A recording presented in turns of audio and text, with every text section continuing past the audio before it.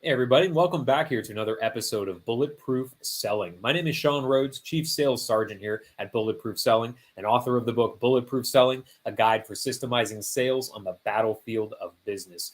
Now, here at Bulletproof Selling, since day one, we've been preaching one message, and that is that hope is not a sales strategy.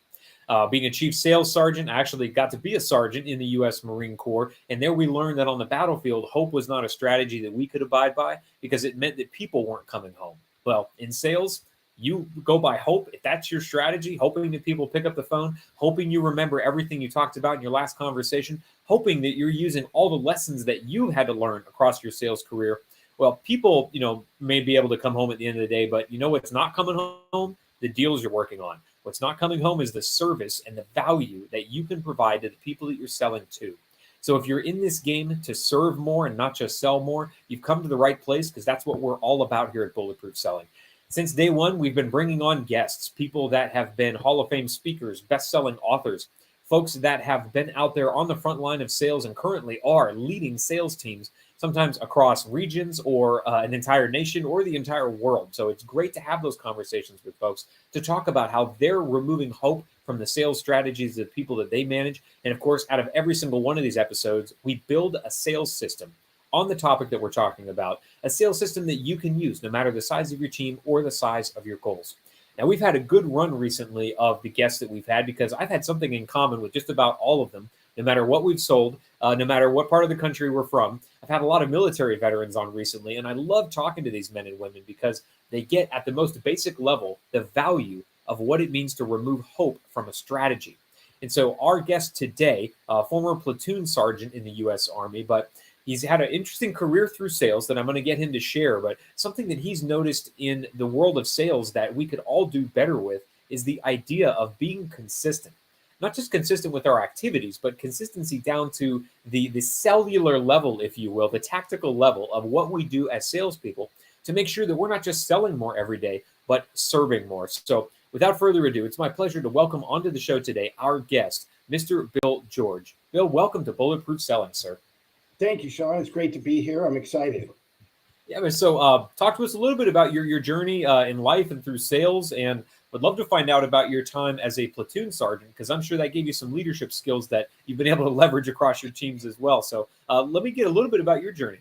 Yeah, for sure. Okay, so, I started I went to college in the mid 80s, so I'm dating myself. But when I moved to California, I couldn't get in-state tuition. So I thought, what should I do for a year? I know, I'll join the National Guard.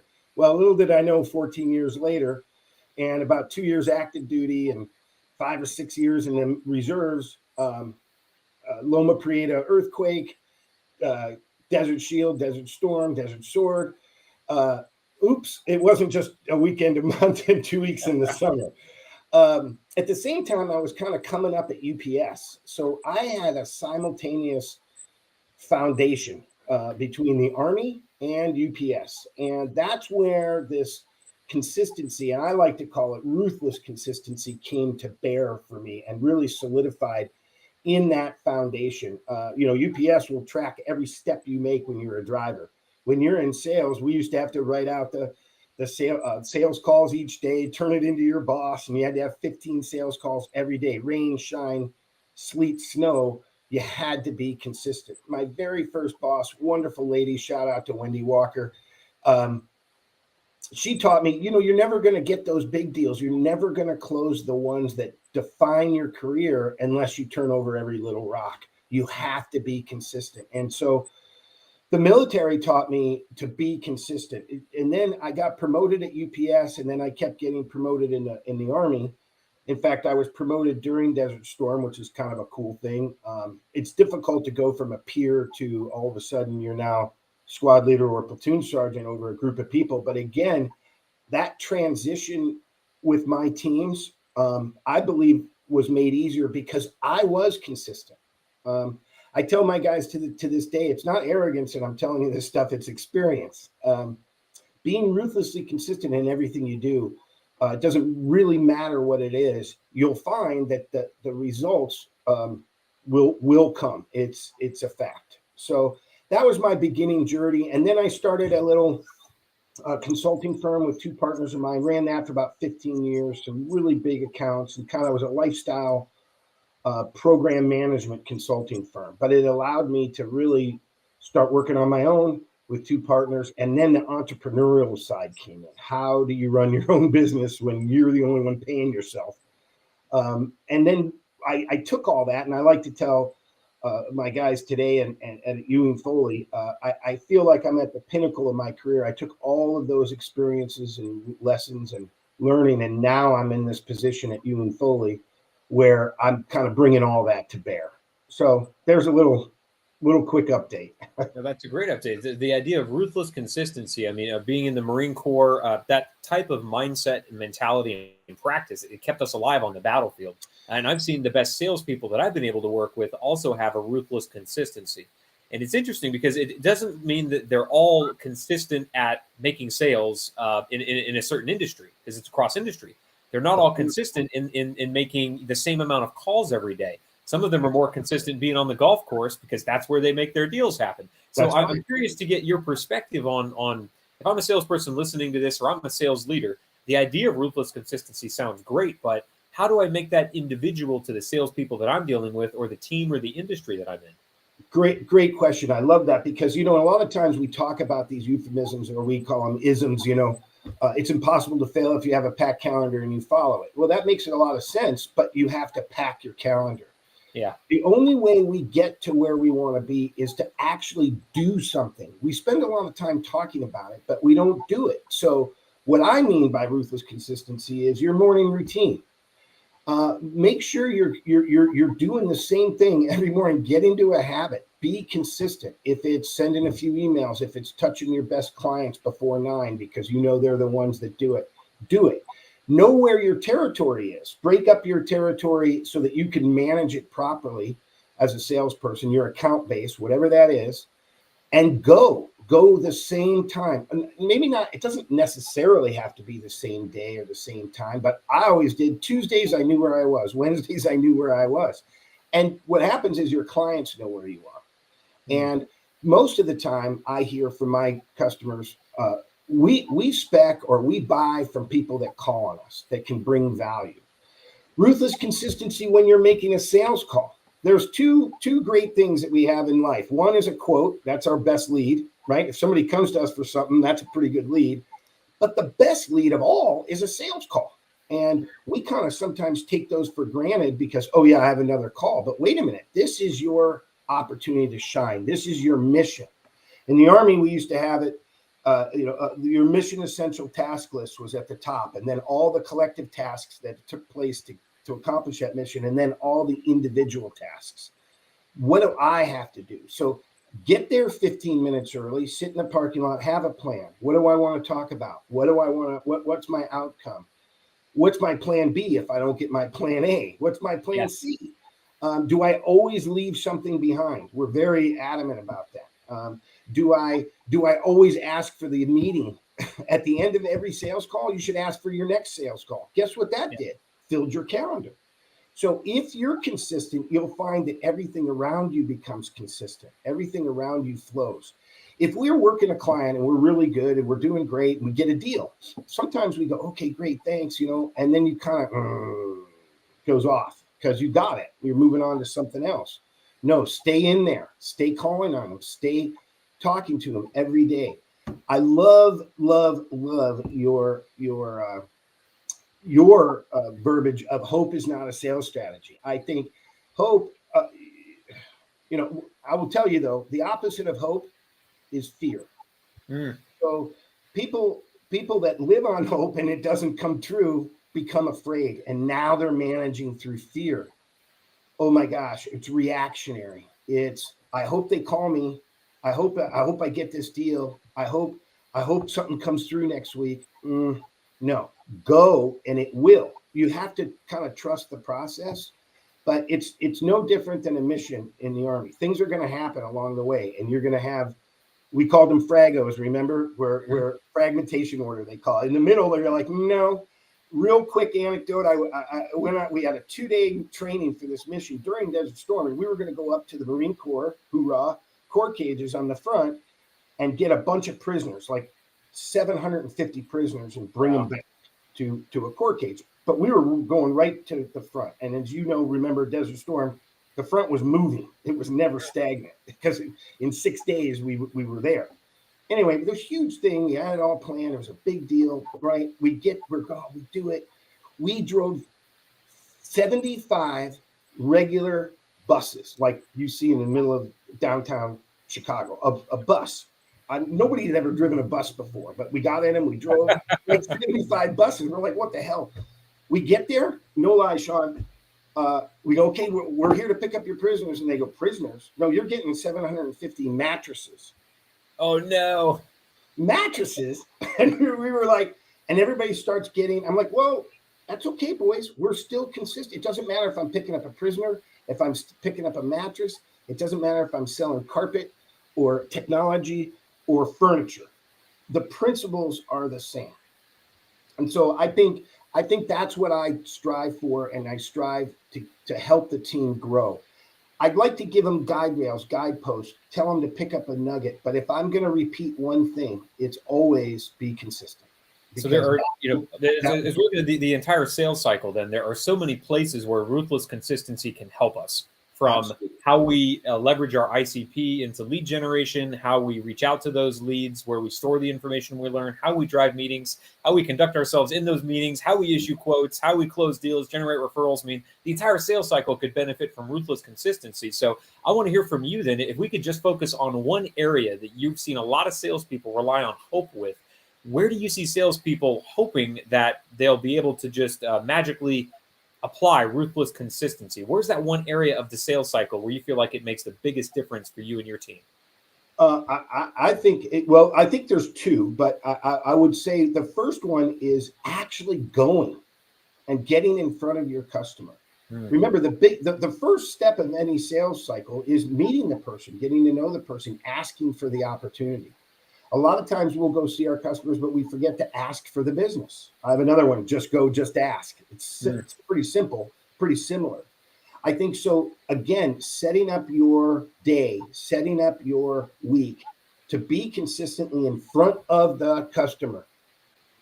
It will allow everything to flow from there. It'll fill your calendar and it'll allow you to go. Now, if you're not consistent in asking for the business, leaving something behind, follow up. It's a whole other set of issues. Yeah. It's a whole other set. But if you're not even there, you're not going to get it. And from a COVID standpoint, and from the last couple of years, technology is fantastic. We've been in Teams meetings forever. Everybody's okay now being on video, but nothing replaces a face-to-face sales call, in my humble opinion. So again, getting in front of the customer, and then I honestly believe the follow through, the follow up. That's the second most important. Once you get a deal, don't leave, don't stop being consistent, because that's where it can go to, what. And in construction, they put a little blue tape on the wall. You've probably seen it, and they call them a punch list. Mm-hmm. So they put blue tape. Oh, there's a chip here. There's a that there. We like to say, don't, we're going to be with you, Mr. Customer, till the blue tape's off the wall and beyond, right? Because we're going to be working on the next one.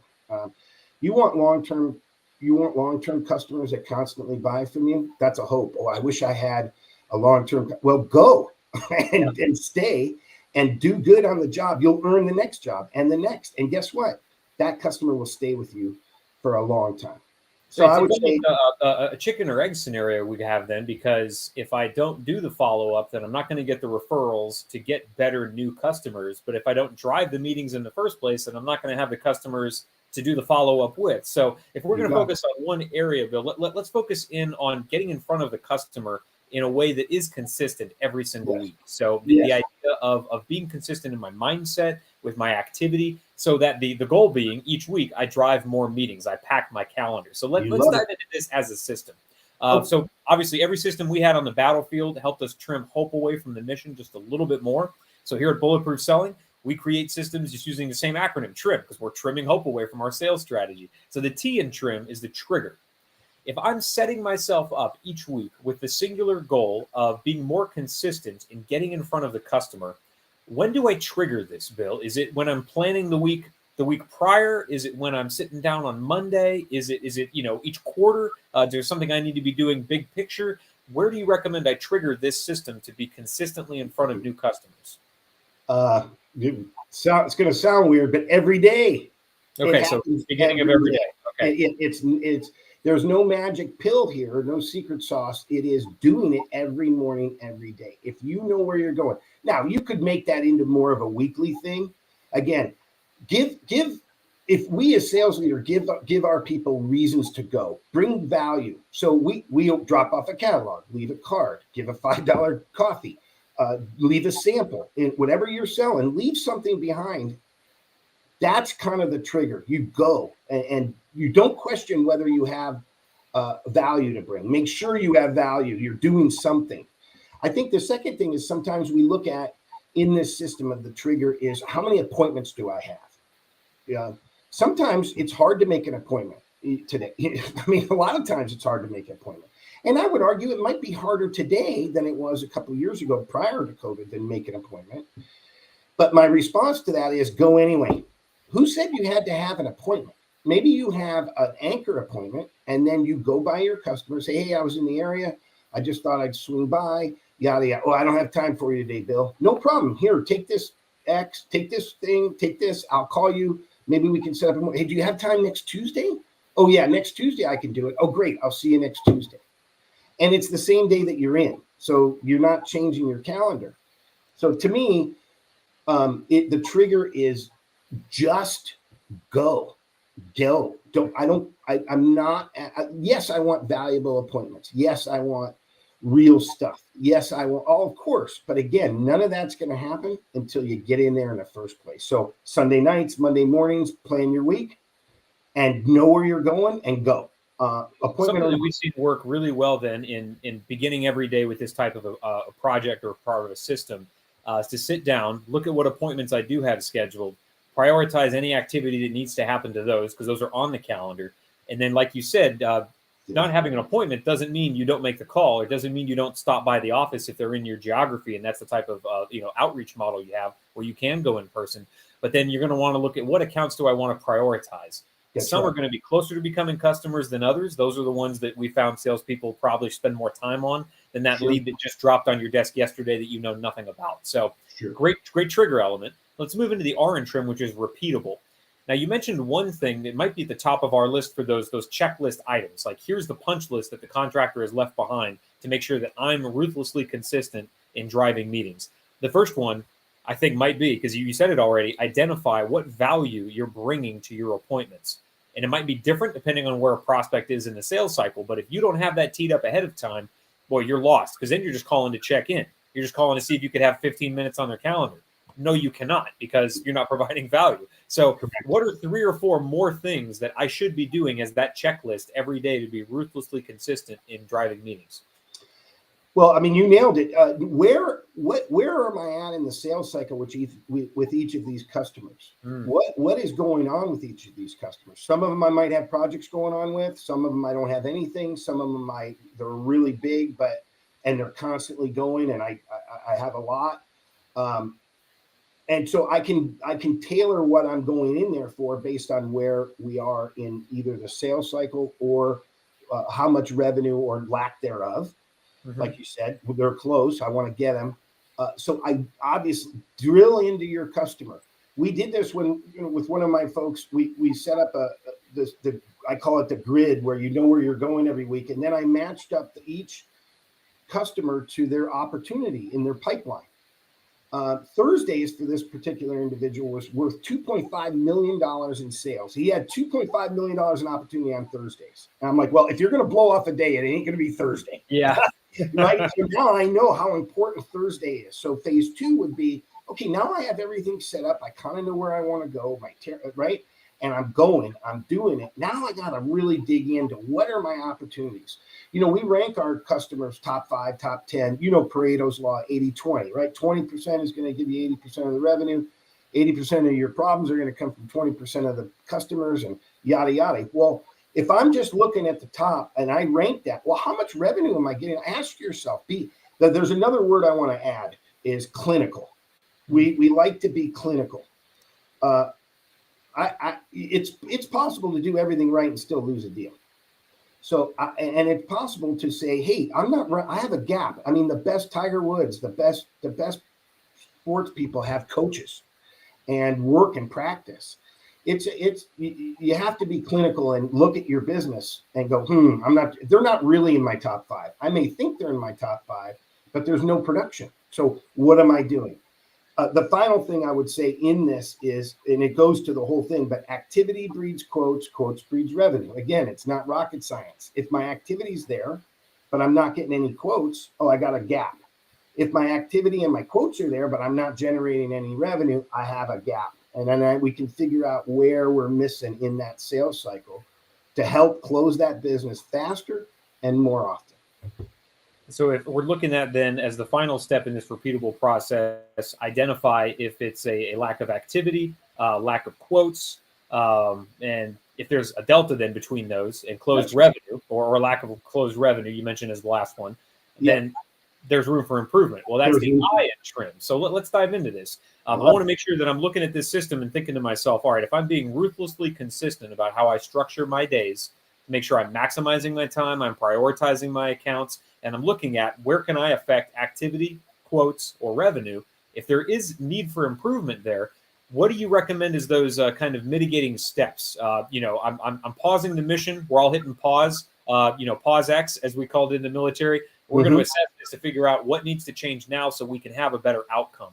How would you improve being ruthlessly consistent in driving meetings if we notice that it's either activity, quotes, or revenue becomes to, not in the direction we want them to go?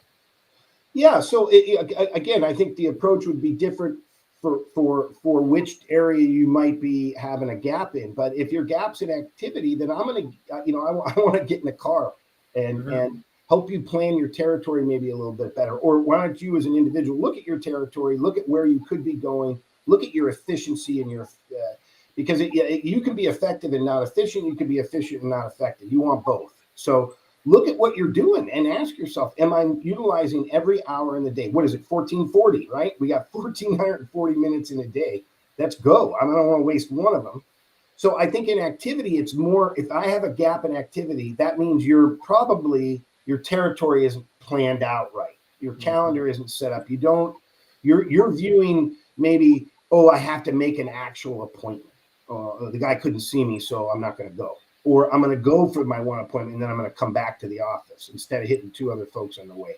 Well, those are examples. But so from an activity standpoint, it would be, planning your territory, really understanding where your customers are located and how often you can see them. It's that simple. From the quote standpoint, if I'm not getting quotes in our business anyway, I'm pretty sure you're not asking for the business. And we might think, oh my word, you're a salesperson. Who doesn't hell ask for business? But it's uncomfortable. People have to recognize that sometimes it's uncomfortable. Hey, I really want this business. I'm going to do everything I can to earn it. And I'm asking for the business. And I want everything I do up to that point, my activity is going to earn the right to ask for the business. So most of the time when we're not getting opportunities, because we are blessed to sell things that people are already buying and our quality of our product sets are up there. So I don't have to worry about quality.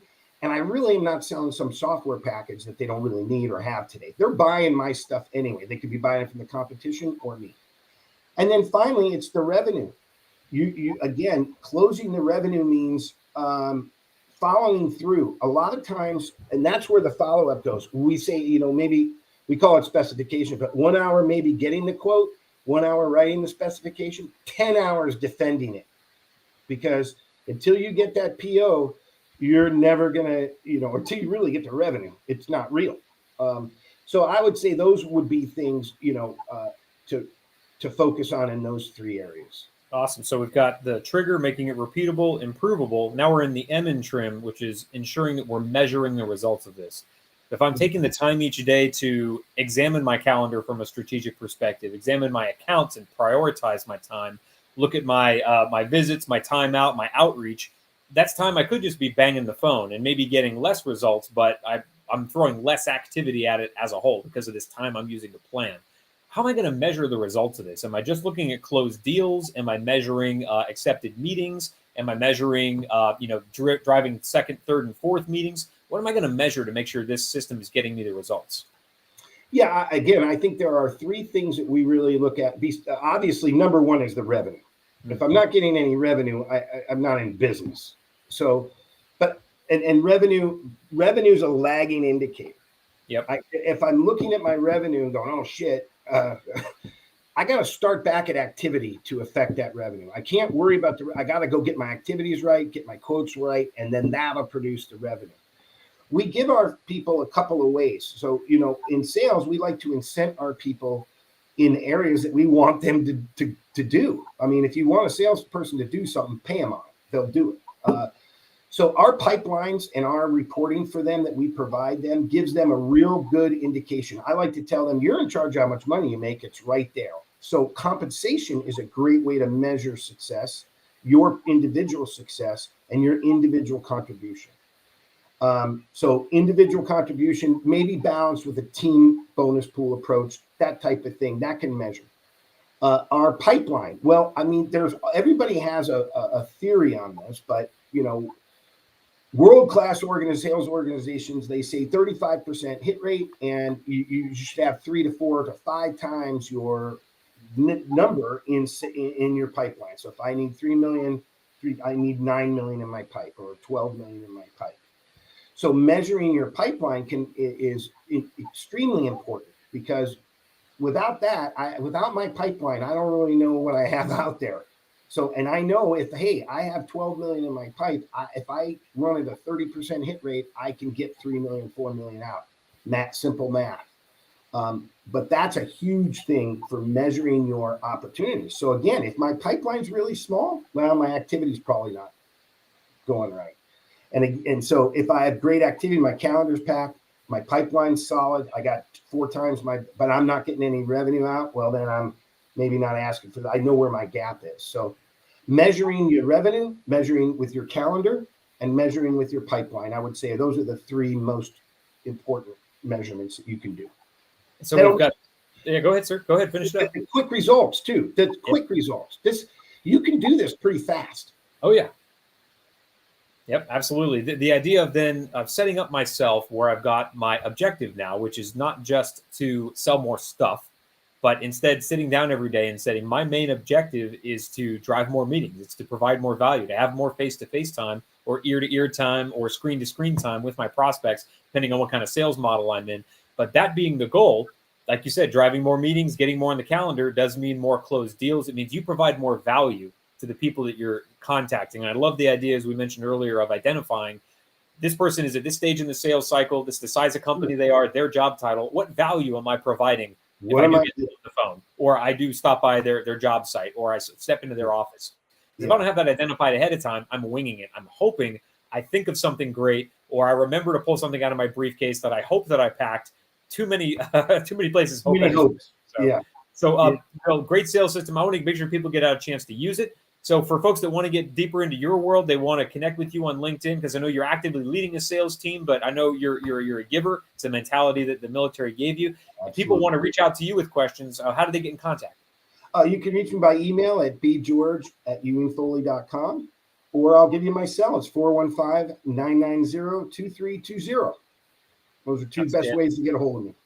Yeah, so take advantage of that if you like what you're hearing out of Bill. I mean, obviously, he's a very tactically driven sales leader, which is needed when you're managing salespeople. You're herding the cats. So it's great to have that conversation with another veteran. And for everybody watching, of course, on the live stream, make sure you're subscribing to that YouTube channel where every one of these archived conversations is housed. Over 100 now. So wherever you're struggling in your sales cycle to remove hope, there's probably a system that we've built to help you deal with that. And of course, if you're listening on iTunes, Stitcher, Spotify, anywhere podcasts can be found, hit the subscribe button, hit the like button, leave us a review. Let salespeople know that hope does no longer have to be a part of their sales strategy either. So, Bill, it's a pleasure having you on the show, sir. It was great to be able to connect with another veteran. Let's get out there, man. Let's make selling bulletproof. Love it.